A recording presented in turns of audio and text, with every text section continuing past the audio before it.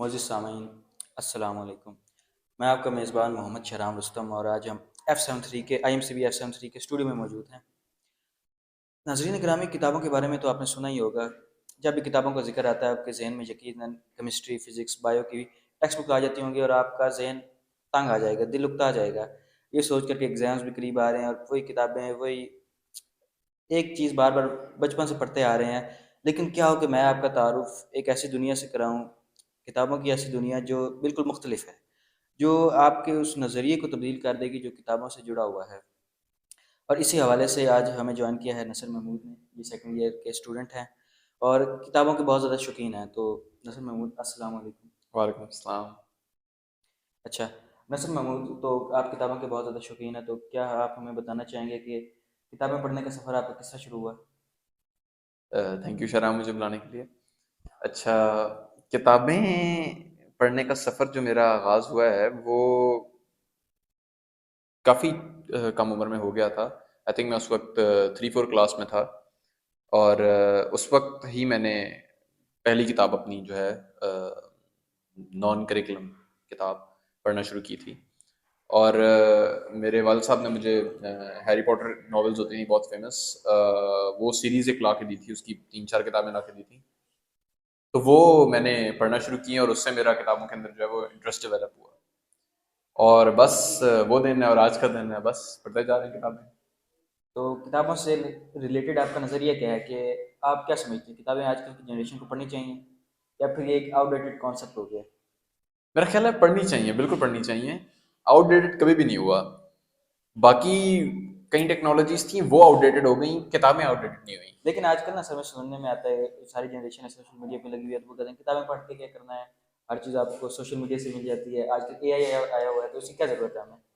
तो इस हवाले से आप क्या कहेंगे?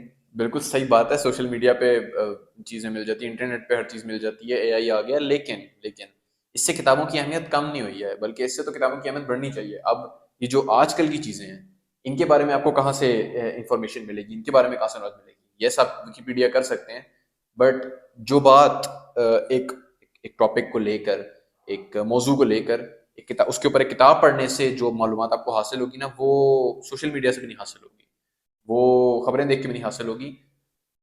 किताबें जो हैं वो आपकी अंडरस्टैंडिंग बनाती हैं चीज़ों के बारे में। तो उनकी इम्पोर्टेंस उतनी है जितनी पुराने ज़मानों में थी। आई मीन उन्होंने भी जितनी भी साइंटिफिक डिस्कवरीज की और जो टेक्नोलॉजीज बनाई, वो सारी इल्म के ज़रिए बनाई, और इल्म की सबसे बेस्ट सोर्स किताबें हैं।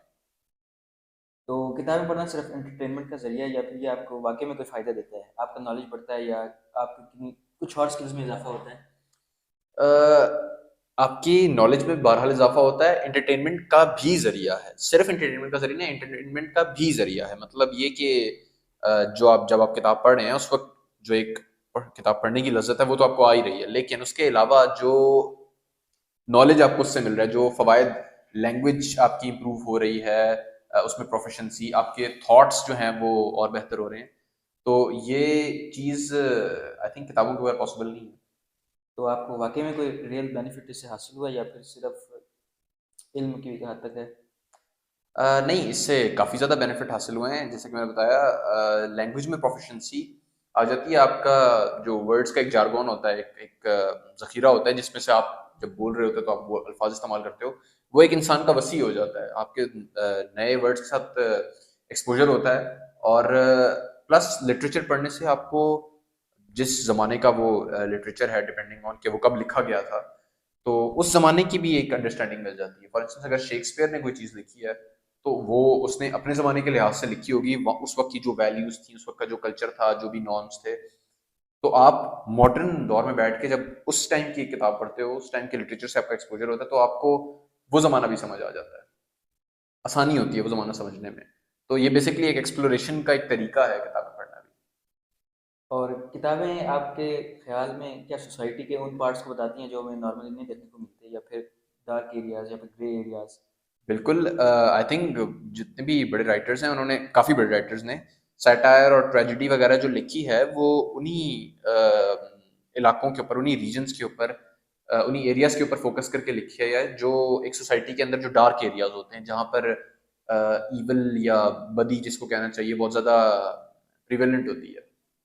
तो उन्होंने उन इलाकों को फोकस किया है अपनी नॉवेल्स में या अपने वर्क्स ऑफ लिटरेचर में, और यानी आपको ये सोशल भी पता इविल्स। चल जाता है कि कौन-कौन सी बुराई चल रही है सोसाइटी के अंदर, बिल्कुल, जो बिल्कुल ऐसा ही आम है। तौर पे मीडिया कवर नहीं करता। बिल्कुल ऐसा ही है। जो मेन स्ट्रीम मीडिया जो चीज़ें कवर नहीं करता, वो भी आपको फिर इस लिटरेचर के अंदर आपको वो चीज़ें मिल जाती हैं। तो आई थिंक ये एक एक फ़ायदा है, एक टूल है यहाँ पे लिटरेचर जो है वो यूज़ हो रहा है, उन मसलों को एड्रेस करने के लिए। अच्छा, किताबों से रिलेटेड बहुत सारे मिथ्स हैं, लोग कहते हैं कि किताबें नहीं पढ़नी चाहिए, कुछ कहते हैं पढ़नी चाहिए, कुछ कहते हैं फ़िक्शन नहीं पढ़नी चाहिए, कुछ कहते हैं पढ़नी चाहिए। आप इस बारे में क्या कहेंगे? मेरा ख़्याल है पढ़नी चाहिए बिल्कुल। ये मिथ्स तो लोग गढ़ देते हैं, हर चीज़ के बारे में मिथ्स गढ़ देते हैं। पढ़नी चाहिए, और फ़िक्शन, नॉन फ़िक्शन से फ़र्क नहीं पड़ता, वो आपके गोल पे डिपेंड करता है। अगर आपका गोल जो है वो महज़ एंटरटेनमेंट हासिल करना है, तो आप फ़िक्शन पढ़ सकते हैं। लेकिन अगर आपका गोल थोड़ी-सी नॉलेज लेना भी है, तो आप नॉन फ़िक्शन भी पढ़ सकते हैं। वो डिपेंडिंग ऑन आपके इंटरेस्ट हैं, आप दोनों पढ़ें, और दोनों के अपने फ़ायदे हैं। अच्छा, मैंने भी बहुत सारी किताबें पढ़ी हुई हैं, तो इस हवाले से आप क्या कहेंगे कि फ़िक्शन आपको कुछ लेसन्स देती हैं जो नॉन फ़िक्शन नहीं दे सकती? बिल्कुल। जैसे अब अ, आजकल की जनरेशन की एक चीज़ है कि जो गेमर्स हैं, जो वीडियो गेम्स खेलते हैं, वो ये बात करते हैं कि हम वीडियो गेम से बहुत सारे लेसन सीखते हैं। तो कैसे लेसन सीख रहे हैं? इसी तरह लेसन सीख रहे हैं कि एक वीडियो गेम के अंदर अगर एक स्टोरी है, तो वो स्टोरी से गो थ्रू कर रहे हैं, उस स्टोरी से जो भी लेसन अखज़ हो रहा है, वो सीख रहे हैं। ठीक है? किताबों का भी यही चक्कर है। आप फ़िक्शन पढ़ रहे हैं, उस फ़िक्शन का कोई ना कोई उसकी आइडिया होगा, एक सेंट्रल आइडिया होगा उसके पीछे, जो ऑथर ने लिखी थी उसके ज़हन में क्या था, वो उस वर्क ऑफ लिटरेचर को पढ़ के आपको उसका पता लग जाता है। तो बहरहाल आप लेसन्स, काफ़ी ज़्यादा इंपॉर्टेंट लेसन्स सीखते हैं, लाइफ लेसन्स सीखते हैं। और एक और बात कि किताबें पढ़ने से क्या आप वाक़ई में स्मार्ट हो जाते हैं, इंटेलेक्चुअल हो जाते हैं? आपको सोसाइटी को समझने की या फिर बाकी कॉन्सेप्ट्स को ग्रास्प करने की एबिलिटी आपकी बढ़ जाती है? मेरा पर्सनल ओपिनियन तो यही है कि बिल्कुल बढ़ जाती है, क्योंकि अगेन आपका डिफरेंट चीज़ों से एक्सपोजर होता है जो आपको पहले नहीं पता होती। ऐसे पॉइंट ऑफ व्यूज़, ऐसी ऐसे फैक्ट्स, और जब ये इन चीज़ों से आपका एक्सपोजर होता है, तो आप दुनिया को और बेहतर तरीके से समझ पाते हैं। और लाइफ़ के अंदर इसका इफ़ेक्ट क्या होता है? यानी वोकैब्युलरी पूल या फिर बाकी चीज़ों को हटा के नॉलेज को इफ़ेक्ट क्या होता है किताबों का आप?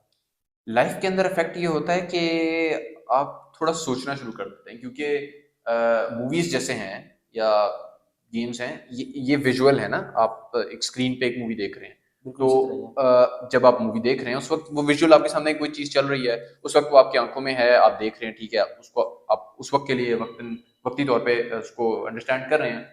मूवी खत्म हुई, घंटे बाद, 2 घंटे बाद आपको वो बात भूल जाएगी। बट बुक पढ़ने के दौरान आप वर्ड्स पढ़ रहे हैं, वो वर्ड्स आपके माइंड में एक एक इमेजरी क्रिएट कर रहे हैं, एक दुनिया क्रिएट कर रहे हैं। तो जो दुनिया क्रिएट कर रहे हैं, आप लिटरली उस दुनिया को एक्सपीरियंस कर रहे होते हैं अपने जहन में, अपने माइंड में। तो जब आप उसको एक्सपीरियंस कर रहे होते हैं, तो उसके अंदर जो है वो आपको काफ़ी सारी चीज़ें ज़्यादा गहराई से समझने की जो है वो एक आदत पड़ जाती है। तो आप फिर आपकी जो नॉर्मल लाइफ है उसके अंदर भी जो जो चीज़ें होंगी, आप उसके ऊपर सोचेंगे, उसको गहराई से समझने की कोशिश करेंगे। अच्छा, बहुत सारे बुक रीडर्स और मेरा पर्सनल ओपिनियन है कि क्रिएटिविटी पे इसका बहुत ज़्यादा इफ़ेक्ट होता है, आपकी बूस्ट हो जाती है, तो आप इस बारे में क्या कहें? बिल्कुल ऐसा ही है। क्रिएटिविटी, अगर आप फ़िक्शन पढ़ते हैं या ख़ास तौर पे फैंटेसी पढ़ते हैं, आपकी क्रिएटिविटी बहुत ज़्यादा बूस्ट हो जाती है, डिपेंडिंग ऑन आप साइंस फ़िक्शन जॉनर की बुक्स पढ़ें, या आप इस तरह की कोई समझ लें एडवेंचर रिलेटेड या एक्शन रिलेटेड, इस तरह की किसी भी जॉनर की आप बुक पढ़ें, तो उससे क्रिएटिविटी बूस्ट बहुत ज़्यादा आपको मिलता है। तो आजकल की जनरेशन को आप कौन सी बुक्स रिकमेंड करना चाहेंगे जो न्यू लर्नर हैं, जो शुरू करना चाहते हैं किताबें पढ़ना? बुक्स बहुत सारी हैं, अगेन ये रीडर के टेस्ट पर डिपेंड करता है कि वो कौन सी बुक्स पढ़ता है। अगर छोटा बच्चा है, मेरा ये ख्याल है कि 3-4 क्लास के बच्चे हैं, उनको बुक रीडिंग शुरू कर देनी चाहिए। इससे छोटे उनको भी कर देनी चाहिए, 1-2 क्लास से ही। और कौन सी पढ़ें, वो अगेन इंटरेस्ट पे डिपेंड करता है, लेकिन मैं रिकमेंड करूँगा कि नॉवेल्स पढ़ें। उसकी वजह ये कि इतनी छोटी उम्र में आपको नॉन फिक्शन अभी समझने के लिए आपका इतना ब्रेन डेवलप नहीं हुआ होता, लेकिन आपने एक आदत बनानी होती है, अभी आप आदत नई नई बना रहे होते हैं, तो अटेंशन ग्रास्प करने के लिए जो है वो नॉवेल्स बेस्ट है। वो एक सस्पेंस और एक थ्रिल पढ़ने के दौरान आपके जहन में पैदा हो जाएगा ना, वो आपको खींच के रखेगा। तो ये आदत आपकी बन जाएगी, जब ये आदत बन जाएगी तो फिर ये चलती रहेगी सारी तो उम्र। कुछ ऐसी बुक्स हैं जो आपको स्पेसिफिकली आप रिकमेंड करना चाहेंगे? ऐसी बुक्स बहुत सारी हैं। एक, अगर आप फैंटेसी पढ़ना चाहते हैं, हैरी पॉटर है। आप द फैंटम टूल बूथ है। आप हिस्ट्री पढ़ना चाहते हैं, तो उसके अंदर history of the Roman empire है। उसके अलावा आप जो है समझ लें कोई एक्शन रिलेटेड थोड़ी सी या कॉमेडी रिलेटेड बुक पढ़ना चाहते हैं, द गॉडफादर है, वो एक मेरा ख्याल है लिटरेरी मास्टरपीस है। और इनमें से ये काफ़ी सारे जो नॉवेल्स हैं ना, जो वर्क्स ऑफ फिक्शन हैं, इनकी तो अब फिल्म्स भी बन चुकी हैं, ये अब मीडिया में भी ऐसा आ चुकी हैं, सीरीज की फॉर्म में या फिल्म्स की या टीवी शोज की फॉर्म में। अच्छा, आजकल ई बुक्स बड़ी चल रही हैं, तो आप इस बारे में क्या कहेंगे कि बुक्स फिजिकल अच्छी हैं या फिर ई बुक्स अच्छी हैं? मेरा ख्याल है जो एक हार्ड कॉपी में आपके सामने आपके हाथ में जो किताब हो ना, उसको पढ़ने का जो मजा है वो ई बुक्स के अंदर नहीं है। ई बुक्स से आप आंखें भी खराब करेंगे और वो बात भी नहीं है, लेकिन हार्ड कॉपी में जो आपके सामने एक आपके हाथों में किताब होती है, उसको पढ़ने का बहरहाल एक अपना मजा है, वो फील, वो टच, वो बेसिकली वो वाइब जो है उससे मिल रही है, वो आपको ई बुक से नहीं मिलती बहरहाल।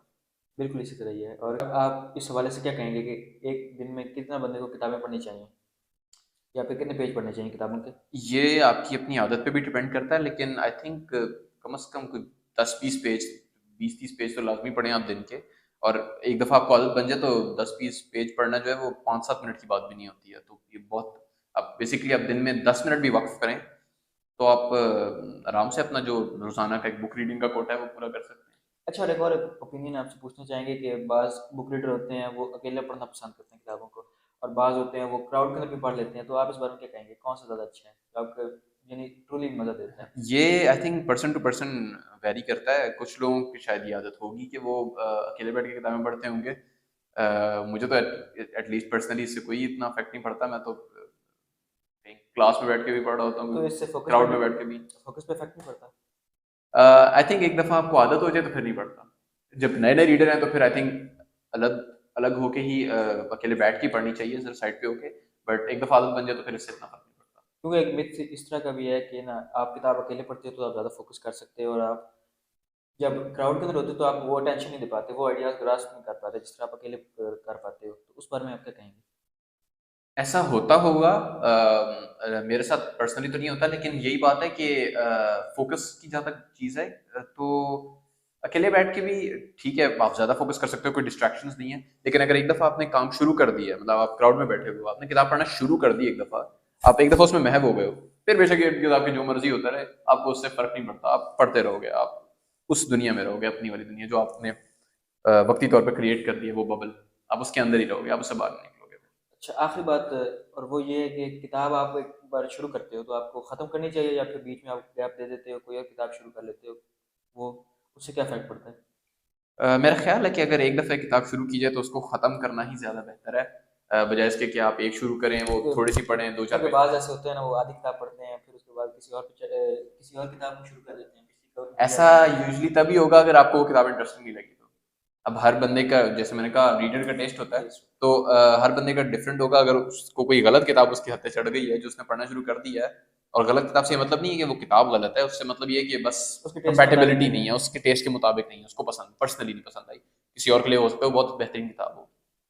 तो एक दफ़ा जब पढ़ना शुरू किया है लेकिन उसका इंटरेस्ट नहीं डेवलप हो रहा, उसको वो मज़ा नहीं आ रहा, तो फिर वो छोड़ भी देगा बीच में। लेकिन आई थिंक आप किताब पहले चूज ही सही तरीके से करो, जो आपको लगे कि हाँ ये मेरे साथ रेजोनेट करेगी पर्सनल लेवल पे, ये मुझे पढ़नी चाहिए, और जब शुरू कर दो तो फिर उसको ख़त्म करो। और इसी तरह हम अपनी गुफ्तगू का अख्ताम करते हैं। थैंक यू नसर, हमें ज्वाइन करने के लिए। नाजरीन ग्रामी, ज़िंदगी रही तो फिर मुलाकात होगी। हमें इजाज़त दें। अल्लाह हाफ़िज़।